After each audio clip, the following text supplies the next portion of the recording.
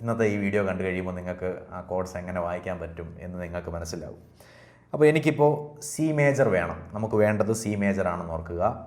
അപ്പോൾ ഞാൻ ആദ്യം പറഞ്ഞ ഫോർമുല അത് നമ്മുടെ മനസ്സിലേക്ക് കൊണ്ടുവരിക. മേജർ കോഡിൻ്റെ ഫോർമുല 158. അപ്പോൾ സി മേജറാണ് വേണ്ടതെങ്കിൽ ആ പറയുമ്പോൾ തന്നെ നമുക്കതിൽ സി ഉണ്ട്. അപ്പോൾ ആ സിയെ നമ്മൾ 1 ആയിട്ട് എടുക്കുക. 158ൽ 1 ആയിട്ട് ആ സിയെ കൺസിഡർ ചെയ്യുക. അപ്പോൾ ഇത് കണ്ടോ, ഈ സി നമുക്ക് കിട്ടി, 1 ഉണ്ട്.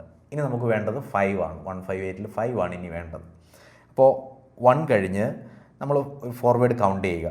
അങ്ങനെ കൗണ്ട് ചെയ്യുമ്പോൾ ഒരു കാര്യം പ്രത്യേകം ശ്രദ്ധിക്കുക, ബ്ലാക്ക് കീസിൻ്റെ താഴെയുള്ള ഈ ലൈനിൽ കൂടി കൗണ്ട് ചെയ്യരുത്, ഇങ്ങനെ കൗണ്ട് ചെയ്യരുത്. കാരണം ഇങ്ങനെ കൗണ്ട് ചെയ്താൽ അതിൻ്റെ മുകളിലുള്ള ആ ബ്ലാക്ക് കീസ് നമ്മൾ ചിലപ്പോൾ അറിയാതെ മിസ്സായി പോകും. അതുകൊണ്ട് മുകളിൽ കൂടെ കൗണ്ട് ചെയ്യുക.